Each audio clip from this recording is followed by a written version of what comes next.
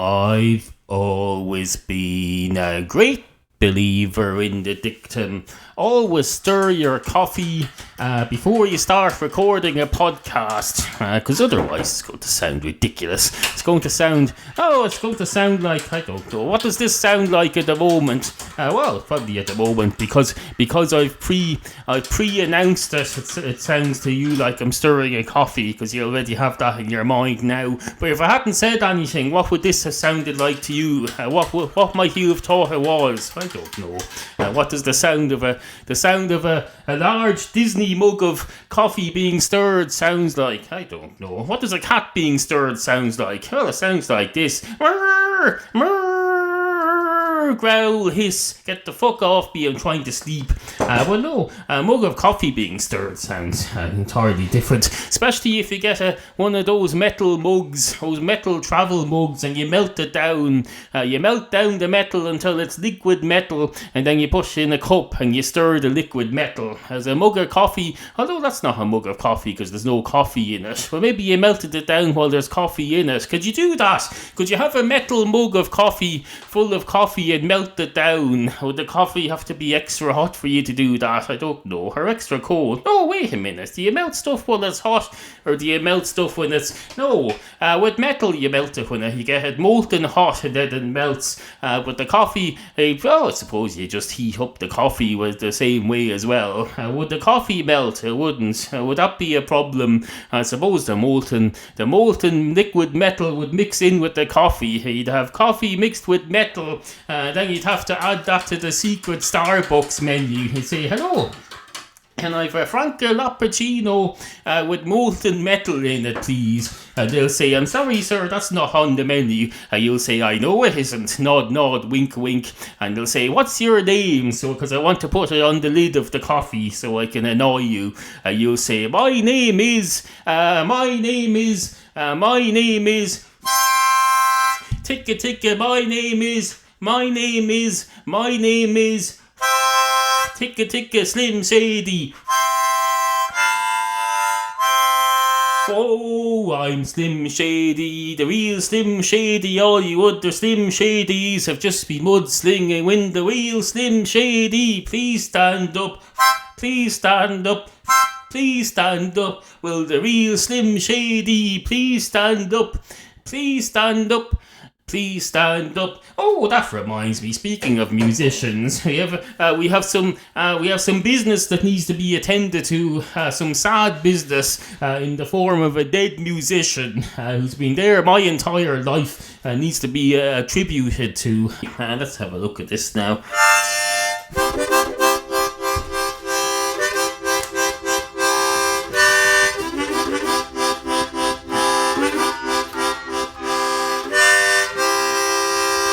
Oh, there's a starman waiting in the sky.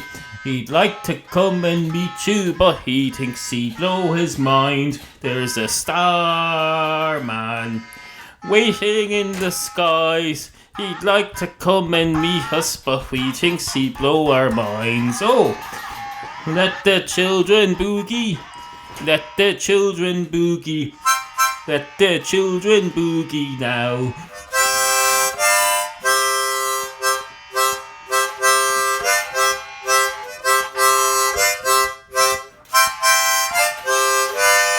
Oh, Starman.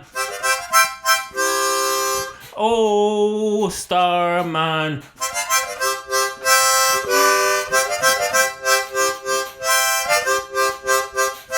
Under pressure.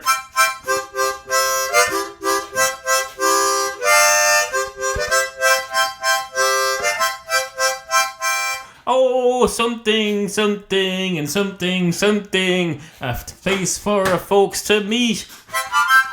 Time is right, and something, something, and dancing in the street with Mick Jagger. Something, something, something, something, across the something, something.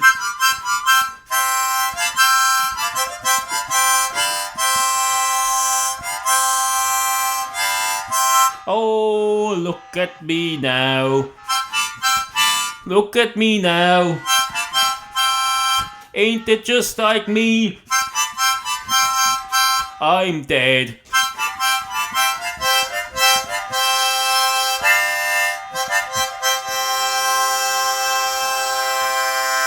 Anyway, hello and welcome to the show. Into your head. Now, I know what you're thinking there. You're thinking, oh, David Bowie. I remember that name. I remember that name when it was allocated to the rock star of the same name. Recently deceased. In fact, he's deceased right now. He remains deceased and is likely to remain deceased until the end of time. He's never coming back. He's never coming back.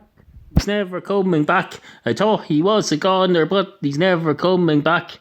The cat came back the very next day. Oh no, unlike a missing cat, David Bowie is most unlikely to ever come back. He's not going to come back, but that's not something to be sad about. It's perfectly normal. Lived a perfectly normal life. Which ends in death. We're all going to die, you know. Every single one of us, including Jesus, he's going to die. In fact, he already has. If Jesus dies, I tell you me, damn sure to Christ as hell that everyone else is going to die as well, unless there's been some change in the setup that I'm not aware of.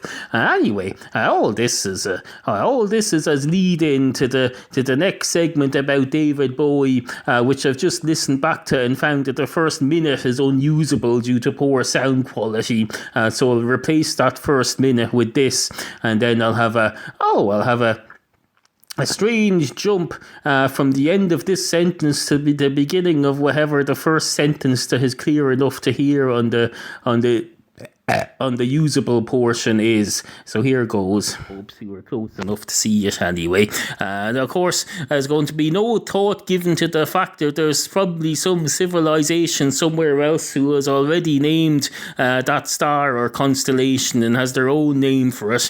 The whole point of fucking naming something is so that everyone knows what they are going to turn up when we finally make contact with these aliens. We're going to say, oh, we're from the planet Earth. Just go past the Bowie constellation and turn left for a couple of million light years and we're there. And they'll say, where the hell is that? Where the hell is that? Give us a landmark we've heard of.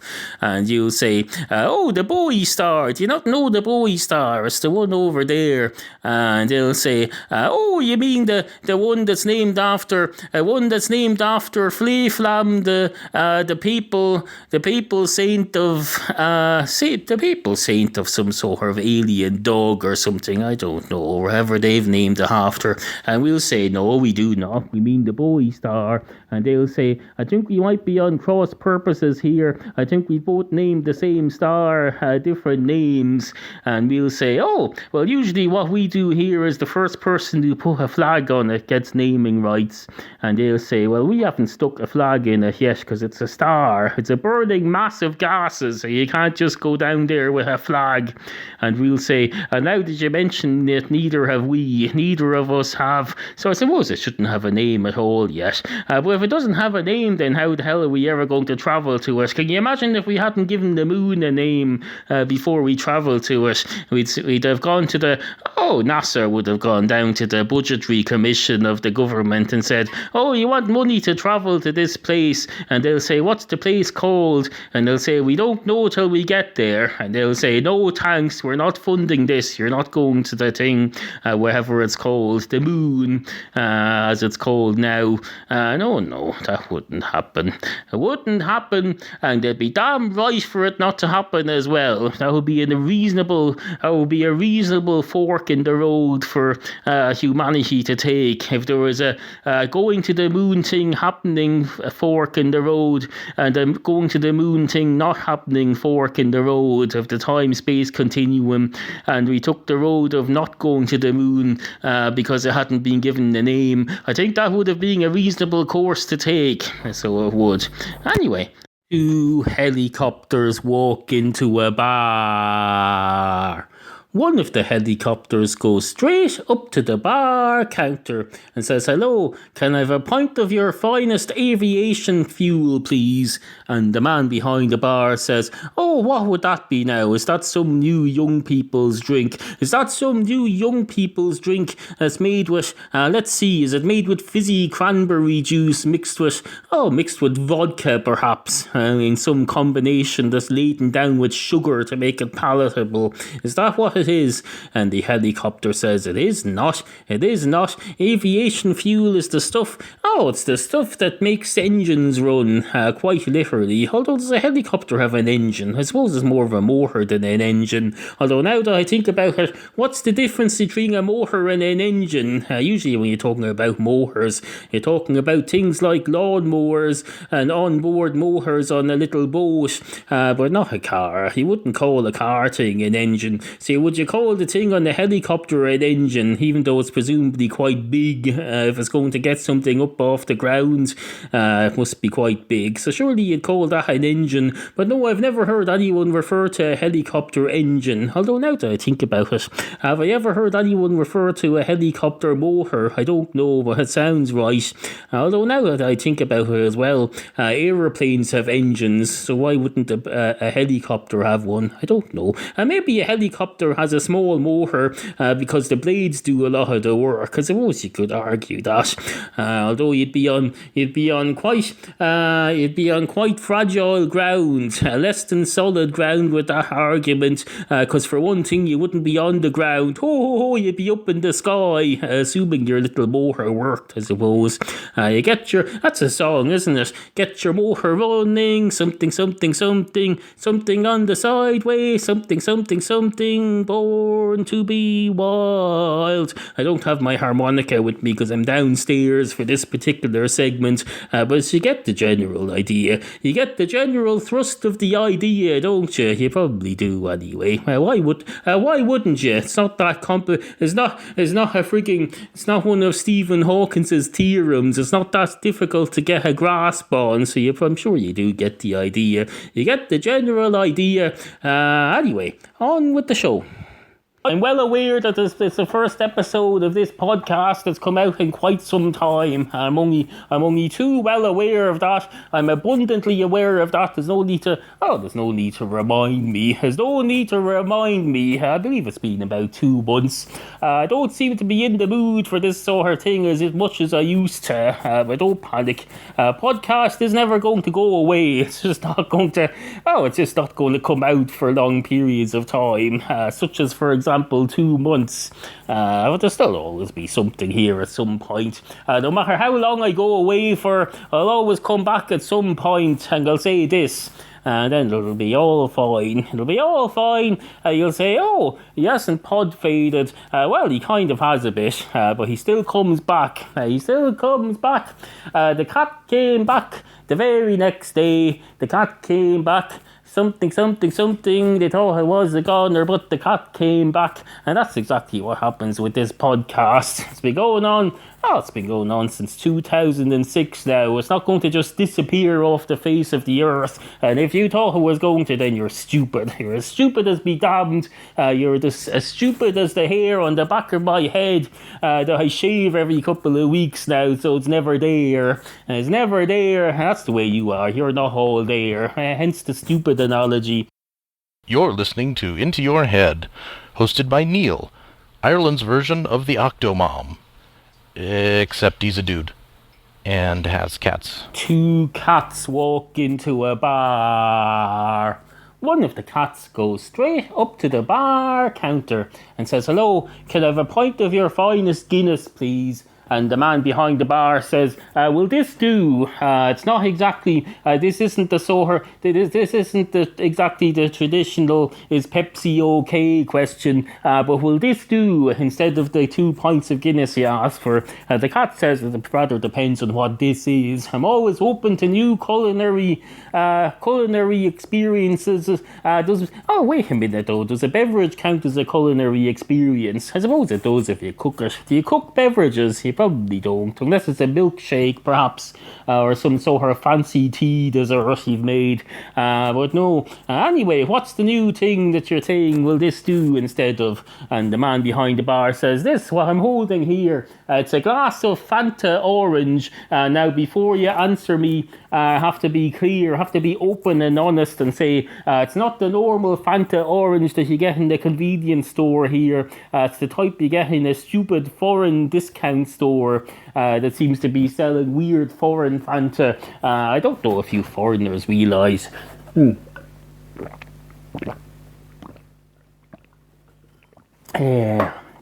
don't know if you foreigners realise that Fanta orange differs widely from country to country, and sometimes they'll come across a discount store that has stupid imported Fanta and it tastes disgusting. It's different in colour. It's less orange, it's more yellowy orange than orangey orange. I suppose you could say the good one is more orangey yellow than yellowy yellow.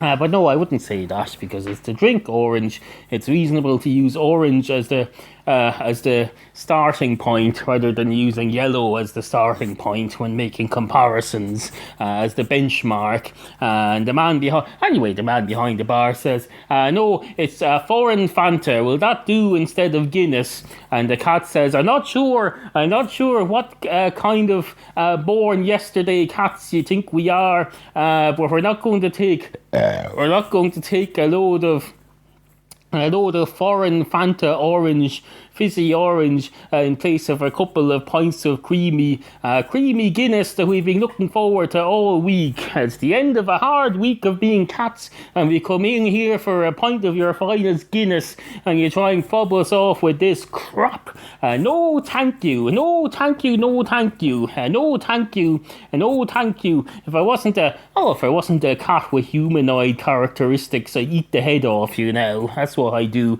But no, I'm not. I'm a cat trying to get on in the humanoid world. So I'll just say no thank you in a rather sarcastic tone. And the man behind the bar says, fair enough, fair enough.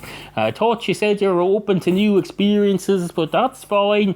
Maybe you don't know yourself as well as you thought you did, which I suppose in itself means just by being yourself, that's a new experience to you, because you're still getting to know yourself, which would tell me that you are into new experiences. So what do you say? A glass of foreign Fanta instead of a Guinness? And the cat says, shut your stupid fucking face. And the man behind the bar says, fair enough, fair enough. I'll shut my stupid fucking face, but I'll also tell you to leave my establishment. Get out of my pub right now. I'll be down, or I'll have the dog warden down on you like a ton of bricks. And the cat says, wait a minute, why would you have the dog warden after me? And the man behind the bar says, because there isn't a cat warden in this jurisdiction, as far as I'm aware anyway. We don't traditionally have cat wardens. We have animal welfare staff, but there isn't a position in local government known as a cat warden, but there is one for dog warden. So I'll call the dog warden. He'll probably laugh in my face. He'll say, oh, that's an odd looking couple of cats you got there. They've got pointy ears and they seem to have whiskers. And I'll say, that's because they're not cats, but you should open your mind to new experiences, and the dog warden will agree with me then. And the cat says, are you trying to get me to drink Fanta on the basis that even the dog warden would agree that having a new experience is a good thing? And the man behind the bar says, I am indeed, yes. And the cat says, well, it's worked. Give us a go on that Fanta, and I'll tell you what I think of it. The glass is empty. I'll just try some out of the bottle. You don't mind me drinking out of the bottle, do you? Even though I'm a cat. And the man behind the bar says, I suppose not, since it's an individual serving size bottle. It's not like you'll be passing it round. And the cat says, fair enough, let's have a sup of this. Oh Christ, that's disgusting. But I suppose the cat in my story might like it. Let's say the cat likes it. And that's the end of that. Anyway, on with the show. Now, I think we got distracted there through the last several segments. We were supposed to be determining what the sound of a mug of coffee being stirred would sound to somebody who hadn't already been told in advance that a mug of coffee was being stirred, and thereby had a whole world of possibilities for what it could be in their minds, because they hadn't been limited, they hadn't been brainwashed with the idea that there's probably a mug of coffee being stirred, because that's what happens. That's what happens in these schools. The children turn up with empty minds, fresh-faced and ready to learn about the universe, and the first thing they do is tell you, 2 and 2 equals 4, and there's a right and wrong answer to all of these things, and straight away they're limited. And if I tell you, I'm stirring my coffee here, by the way, what do you think this sound is? Then I've limited your possibilities. I've stolen the right to imagine from you. I'm basically a thief of the imagination. Not an imaginary thief, that's a different thing. An imaginary thief is fine, because it's not a real thief. It doesn't do any damage in the real world. But a thief of the imagination steals from your imagination and takes from you. It's the same as reaching into your pocket and taking out your iTelephone. Where's my iTelephone here? I have my old broken iTelephone here somewhere. Or did I throw it away? I don't know. I don't care. I have a new phone. I'm no longer an iTelephone user. I'm a Samsung Galaxy S6 user, and it's absolutely fucking fantastic. My new phone is 4 times the size of my old one. I can even fit a podcast on there without streaming it. It's absolutely fucking fantastic. Fuck you, Apple. You've been great to me for the last 12 years or whatever it is, but I'm done with you now. I'm dropping you like an old dog that's been walked into the ground, and I've seen a puppy and I'm going to get the puppy now, so I'm done with Apple. Up yours, Apple. Although my wife still has an iPhone, and I have an iPad, of course. There's my iPad, I suppose, so I haven't completely left the world of Apple. No. Anyway, on with the end of the show.